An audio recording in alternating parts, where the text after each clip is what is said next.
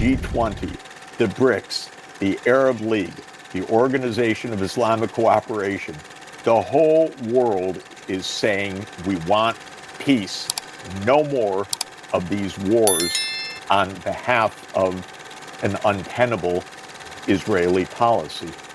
If President Trump will do this, this would change history for the good. This would make the world tremendously safer. It was Jeffrey Sachs' fiery remarks at the Cambridge Union that lit the fuse in the ongoing feud between Donald Trump and Benjamin Netanyahu, a fallout that ultimately brought about a ceasefire in Gaza after an agonizing 16 months of relentless bloodshed.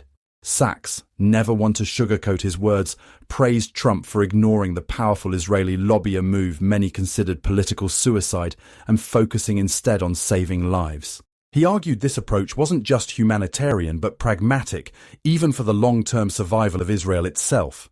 By pushing for a ceasefire, Trump, according to Sachs, aligned himself with a growing number of Jews who are deeply disillusioned with the current state of affairs in the Middle East and who've consistently distanced themselves from the violence and fanaticism of religious Zionism. At OMT News, we remain committed to delivering objective reporting on critical issues in Palestine, Lebanon, and beyond. If you value unbiased analysis, don't let efforts to silence us succeed. Like and share this video to help us overcome the algorithm and subscribe to stay informed with our latest updates. Sachs has always been a polarizing figure in geopolitical circles, a man whose intellectual brilliance is matched only by his knack for ruffling feathers. His career spans decades of economic advisory roles, from shock therapy in post-Soviet states to advocating for sustainable development and global poverty alleviation.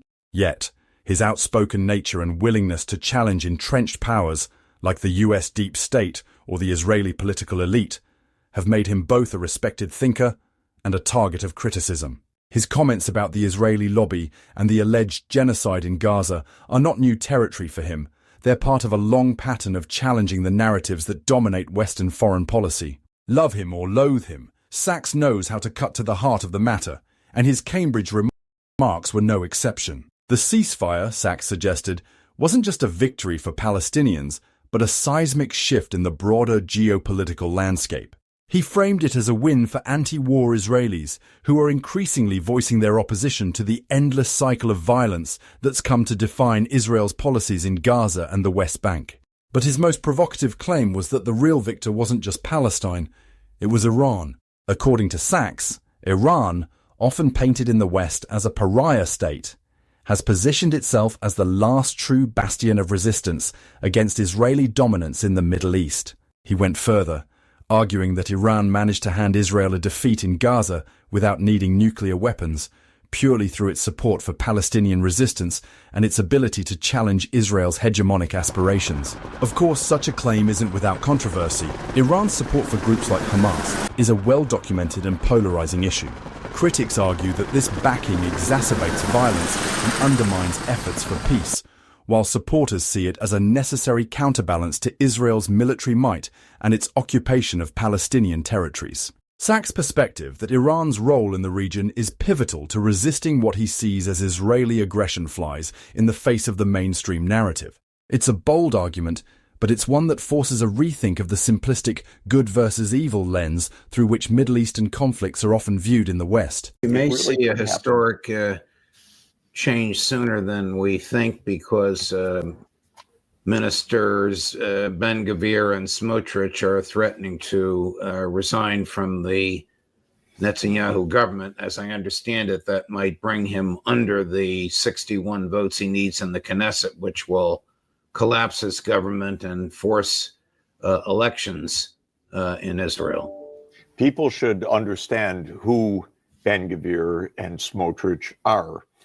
They are not only core to Netanyahu's government right now, they are complete extremists.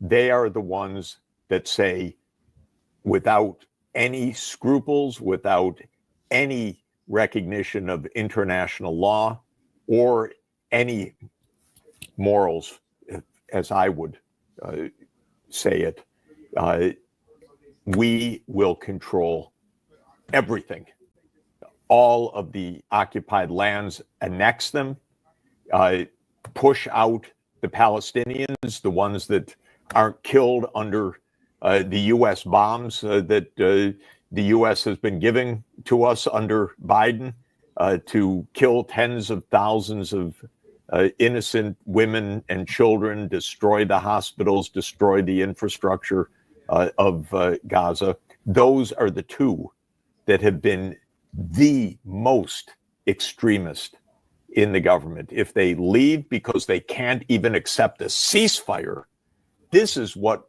we are really facing.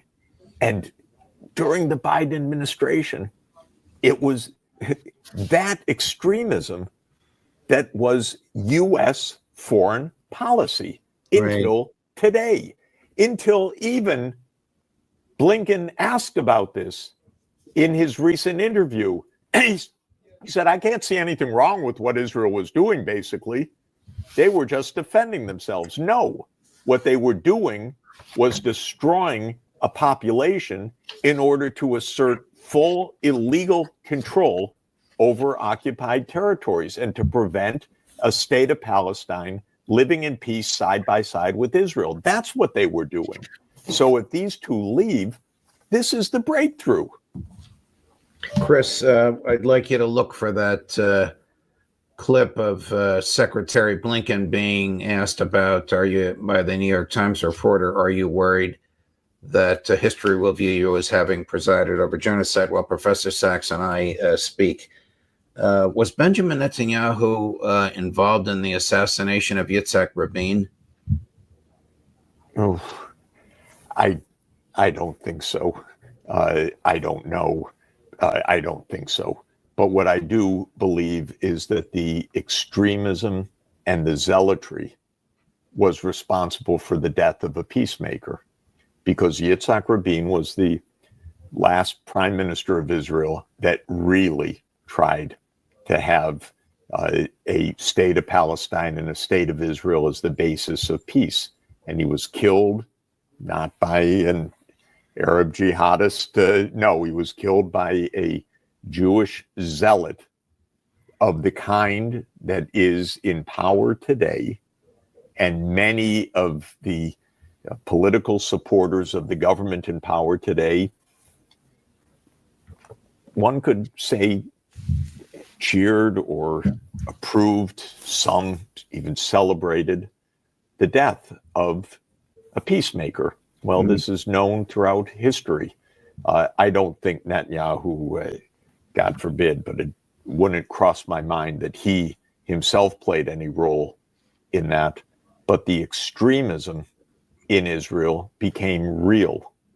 And that extremism has been the base of the Netanyahu policies for years, which is to say there is no way to peace. They just want to kill us on the other side. So we have to do what we have to do. This is the big lie. Right.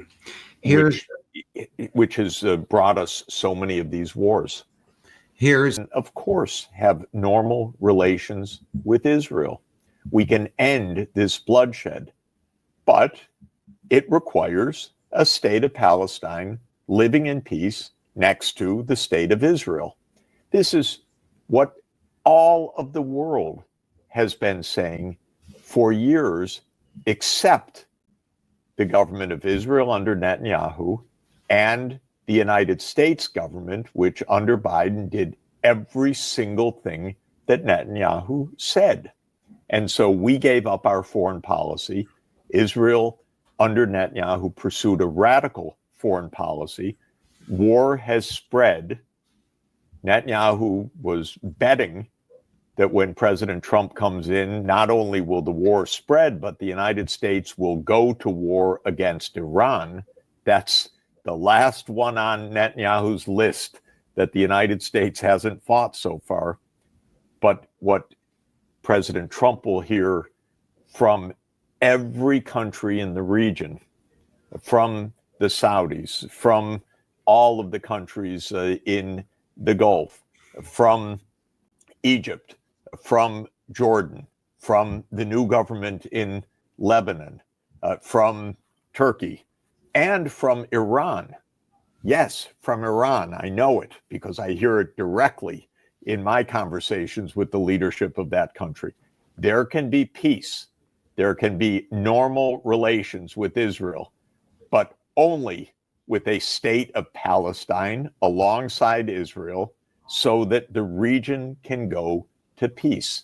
So this is what I'm really hoping, not just for a ceasefire in the next days, which would be wonderful news, but true peace in the Middle East. And I would like nothing more than a tremendous success of President Trump at the start of his administration to help guide, for the first time in decades, a real peace in the Middle East. But it requires that the United States exercise its own foreign policy to say to the Israelis, whether you like it or not, international law, the UN Security Council, the UN General Assembly, the G20, the BRICS, the Arab League, the Organization of Islamic Cooperation, the whole world is saying we want peace, no more of these wars on behalf of an untenable Israeli policy. If President Trump will do this, this would change history for the good. This would make the world tremendously safer. This would achieve peace in the Middle East. And it's not impossible that this could happen. We may see a historic change sooner than we think because ministers Ben-Gvir and Smotrich are threatening to resign from the Netanyahu government. As I understand it, that might bring him under the 61 votes he needs in the Knesset, which will collapse his government and force elections in Israel. People should understand who Ben-Gvir and Smotrich are. They are not only core to Netanyahu's government right now, they are complete extremists. They are the ones that say, without... Sachs didn't stop there. He doubled down on his accusation of genocide in Gaza, pointing the finger squarely at the deep state, which he claims has perpetuated the bloodshed despite widespread international condemnation and even an ICC arrest warrant for Netanyahu. The word genocide is a loaded term, and its application to Gaza is fiercely debated. However, the sheer scale of destruction, the disproportionate use of force, and the targeting of civilian infrastructure in repeated Israeli military campaigns have led many, including Sachs, to use it. For him, this isn't just about semantics. It's about holding powerful actors accountable for policies that have devastated an entire population. The historical context here is vital. Since its creation in 1948, Israel has justified its actions as necessary for its survival, invoking the Holocaust as a moral shield against criticism. While this narrative has garnered immense sympathy and support, particularly in the United States, it has also been used to deflect scrutiny of its treatment of Palestinians. Sachs's argument that the deep state and the Israeli lobby have manipulated US foreign policy to serve Israel's interests at the expense of broader regional stability challenges, a long-standing pillar of American-Israeli relations. For decades, US presidents have walked a tightrope, balancing support for Israel with the need to maintain alliances with Arab states. Trump's decision to push back against this dynamic, as Sachs sees it, represents a potential turning point. Trump sharing Sachs's video wasn't just a moment of personal drama between two political heavyweights, it was a signal. By amplifying Sachs's critique of Netanyahu, Trump made it clear that he's willing to break with traditional US deference to Israel.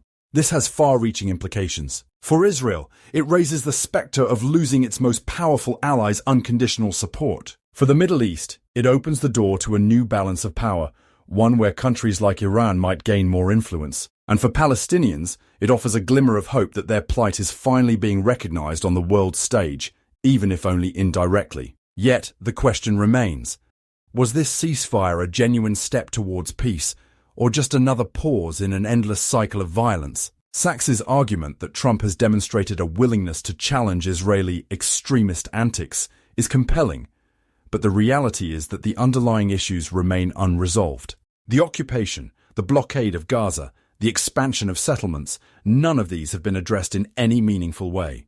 Without tackling these root causes, any ceasefire is likely to be temporary at best. Saks' comments, and Trump's apparent alignment with them, might represent a crack in the armor of US-Israeli relations, but whether this will lead to lasting change is far from certain. What is clear, however, is that the conversation is shifting. Voices like Saks challenging the status quo and forcing uncomfortable questions are becoming harder to ignore. And in a region where silence has often meant complicity, that might just be the first step towards a new chapter.